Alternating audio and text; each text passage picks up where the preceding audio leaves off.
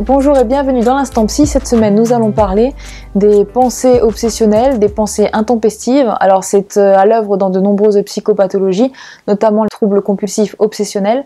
Donc, les TOC, ça, on en parlera dans d'autres vidéos un peu plus en profondeur, mais c'est aussi le cas dans l'anxiété. C'est aussi le cas dans la névrose de tous les jours. En fait, c'est des pensées intempestives qu'on peut ressentir malgré soi, qui ne viennent pas de l'intellect, qui ne viennent pas de la réflexion, qui viennent d'un autre espace de soi, qui viennent du ça, et qui vous polluent finalement dans vos journées.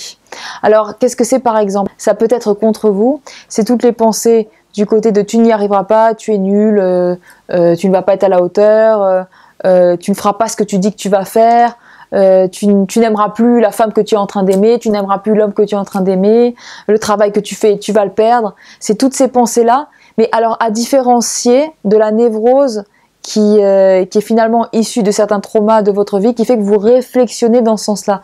C'est-à-dire que penser que par exemple vous allez échouer à un test parce que petite par exemple, on vous a pas renvoyé de regard positif et puis que donc du coup vous avez constamment l'impression que vous allez échouer, ça c'est névrotique, mais ce n'est pas les pensées obsessionnelles compulsives, c'est pas les pensées intempestives, c'est pas les pensées non définissantes. Là on est dans un autre chemin, on va dire névrotique. Moi ce dont je vous parle, c'est les pensées que vous ne contrôlez pas, qui sont presque comme des pensées qui ne vous appartiennent pas et qui vous entrechoquent continuellement.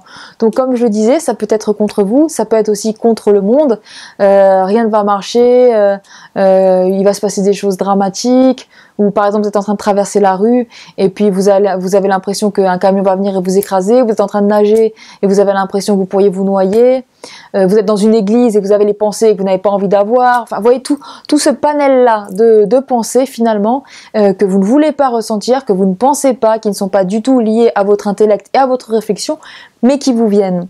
Et en fait, ce qui est important de comprendre dans ces pensées qui sont absolument pas non définissantes, c'est-à-dire que ces pensées ne reflètent pas votre identité, ces pensées ne reflètent pas qui vous êtes, ni votre intention, ni quoi que ce soit qui est à l'intérieur de vous et vous appartient, ces pensées existent finalement comme de la névrose, parce qu'il y a quelque part un enjeu à la réussite, parce qu'il y a quelque part un enjeu à se sentir bien, parce qu'il y a quelque part un enjeu à vivre sa vie sereinement. Alors ça m'entraînera à vous parler dans une autre vidéo des bénéfices secondaires inconscients, mais si on en reste sur ce point-là des pensées intempestives, eh bien déjà là comme pour tout, je vous invite à les identifier. Alors c'est très simple, pour identifier ces pensées intempestives, c'est des pensées qui ne vous appartiennent pas ou qui semblent ne pas vous appartenir.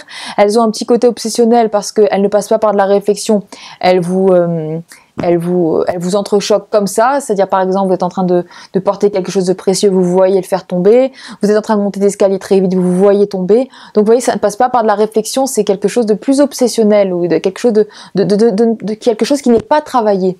Et donc ces pensées-là, quand vous les identifiez, il faut déjà avoir en tête qu'elles ne sont pas définissantes. Vous n'êtes pas votre pensée dans ce cas de figure. Ce que vous pensez dans ce cas de figure, en fait, vous n'êtes pas vraiment en train de le penser. C'est comme des imageries qui se mettent en marche à l'intérieur de vous, finalement, pour vous polluer dans vos journées, pour vous polluer dans ce que vous créez ou pour vous polluer dans ce que vous êtes. Si vous avez des pensées intempestives de ce genre, elles viennent toujours à un endroit où il y a une question, un nœud ou une problématique pour vous. Je reprends l'exemple de celui qui nage tranquillement dans l'eau et puis tout d'un coup se voit être noyé. Il a une problématique avec l'eau ou avec la nage ou avec quoi que ce soit d'autre. Parce que s'il était tranquille avec l'eau, il n'aurait pas la pensée obsessionnelle ou la pensée intempestive de se voir couler par exemple. Autre exemple, celui qui a par exemple peur quand il tient un couteau de planter quelqu'un, s'il n'avait pas l'anxiété par exemple de la mort ou l'anxiété de la culpabilité, ou l'anxiété de faire du mal ou d'autres profondes voies névrotiques ou en souffrance à l'intérieur de soi, l'enjeu ne serait pas là-dessus. Il serait tranquillement en train de couper sa viande, il se dirait pas qu'il peut planter quelqu'un. Donc vous voyez, vos pensées se posent sur un espace de vous qui est à comprendre. Alors dans un deuxième temps, pour que ces pensées intempestives disparaissent, il faut traiter la source. Mais ça met du temps, ça se passe en thérapie, ça se passe du côté de l'éveil, ça se passe sur un cheminement psychologique, donc ça met du temps. Mais si dès maintenant vous avez envie de vous débarrasser de ces pensées-là, il faut déjà vous dire que là où vous pensez de cette façon, il y a une question, une névrose ou une problématique et que ces pensées-là ne vous définissent pas. Dans ce cas de figure, vous n'êtes pas vos pensées et c'est plutôt comme quelque chose qui vous traverse et qui a à voir avec quelque chose qui en vous est souffrant, qui en vous est angoissé. C'est là où vous avez peur que vous avez des pensées obsessionnelles, c'est là où vous avez peur que vous avez des pensées intempestives. Donc le premier point le plus important à retenir de cette vidéo, c'est que ces pensées-là ne vous définissent pas. Le deuxième point, c'est comment arriver dans les débuts, quand on n'a pas encore fait un travail sur soi, à les laisser passer. C'est qu'il faut donner moins de place à ces pensées-là. N'ayez pas peur de vos pensées.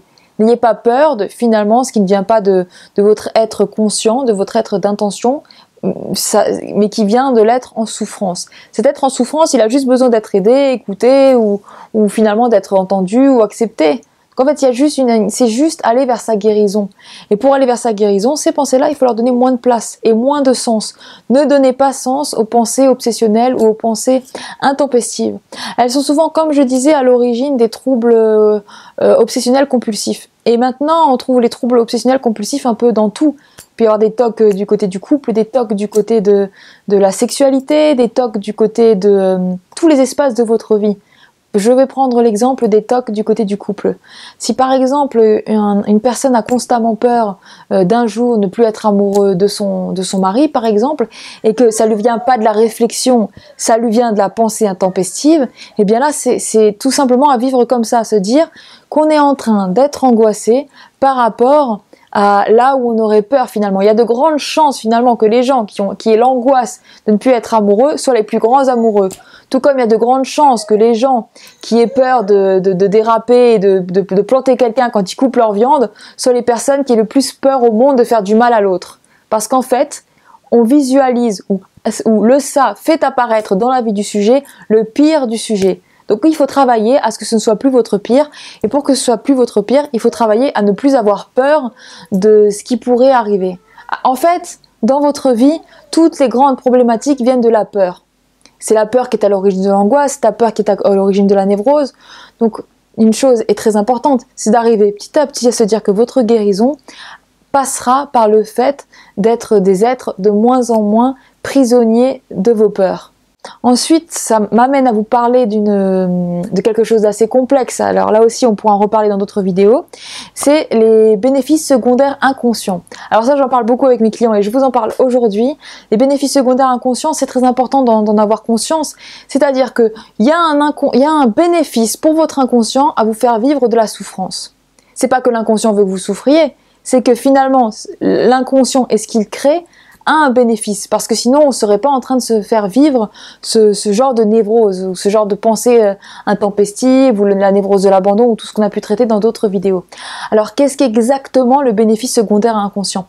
Il ne faut pas entendre le mot bénéfice comme positif, il faut entendre bénéfice comme qu'est-ce que ça apporte à votre être de ressentir cela.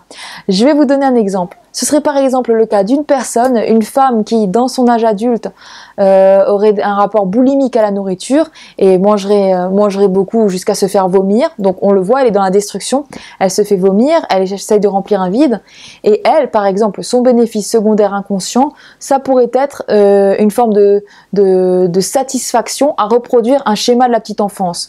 Peut-être que par exemple dans son enfance, qu'elle aurait vécu, c'est une mère en dépression qui n'arrivait pas à s'occuper de sa fille, et les seuls endroits où elle s'occupait de sa fille, c'était en lui faisant la nourriture, et par la nourriture passer l'affect. Cette petite fille qui est rentrée chez elle après l'école était très angoissée dans cet univers-là, et ce qui lui restait, c'était le fait de manger, et elle le recevait de sa mère. Donc à l'âge adulte, quand elle est mal, ce qu'elle cherche finalement, une espèce de satisfaction, le fait d'être rassurée comme elle pouvait l'être dans l'enfance, quand sa mère lui donnait à manger et lui donnait l'affection. Donc toute la problématique de cette femme, par exemple, ce serait de retourner à son enfance, de mieux comprendre ce qui a pu se passer, et en tant qu'adulte, de venir apaiser la petite fille pour que dans l'âge adulte, elle n'ait plus besoin de passer par là pour se sentir rassurée, pour se sentir apaisée. Donc vous voyez, nous, ce qu'on voit et ce qui apparaît, c'est que cette femme se détruit, mais le bénéfice secondaire inconscient, c'est que finalement, elle était dans une quête inconsciente de choses de son passé. Ça pourrait être aussi un homme, par exemple, qui réussit très bien sa vie, réussit professionnellement parlant, mais il rate toujours l'étape qui permettrait de lui faire passer encore un peu plus haut. Et en fait, ce qu'on pourrait découvrir, c'est que il a eu un père, par exemple, qui n'a pas totalement réussi sa carrière, l'a verbalisé, il a vu son père souffrir. Et donc, dans son âge adulte, ce qui coince chez lui, le nœud inconscient, c'est de ne pas avoir envie de dépasser son père inconsciemment parlant. D'ailleurs, le fait même d'avoir l'impression que réussir, ce serait dépasser son père, entre guillemets, c'est une névrose, parce qu'il vient de son père, donc il pourrait le vivre autrement. Mais le fait de le vivre comme ça fait que son bénéfice secondaire inconscient, eh bien finalement, passe par le fait de se limiter pour ne jamais, pour ne jamais arriver au-dessus de son père, ce qui serait pour lui un dépassement. Donc nous, ce qu'on voit, c'est un homme qui s'autodétruit, mais ce qui est finalement, c'est une quête inconsciente de laisser son père à la place du père.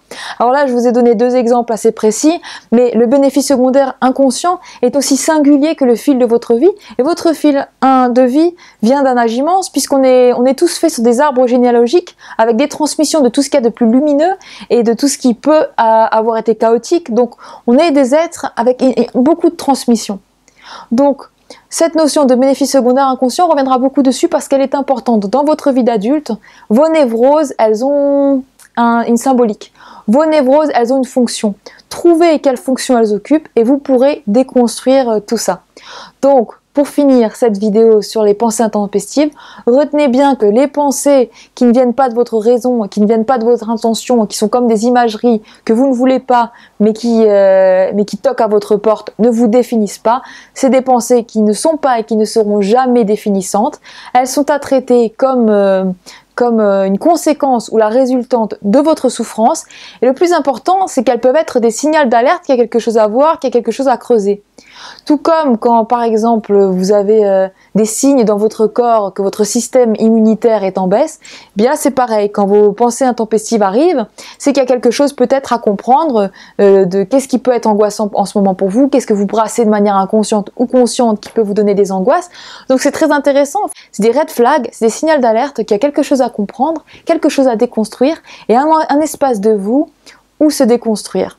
Voilà pour aujourd'hui par rapport aux pensées intempestives, à ces pensées qui ne sont pas définissantes. Et puis on se retrouve dans d'autres vidéos. Continuez à envoyer vos questions via ma boîte privée Insta ou sur Twitter. Et puis on continuera toute l'année à traiter tout ce qui est des fonctionnements psychologiques, de vos maux, de nos névroses et de tout ce qui peut faire qu'on est des êtres psychiques mais des êtres en route. Et d'ici là, que la psychologie vous accompagne sur tous vos chemins.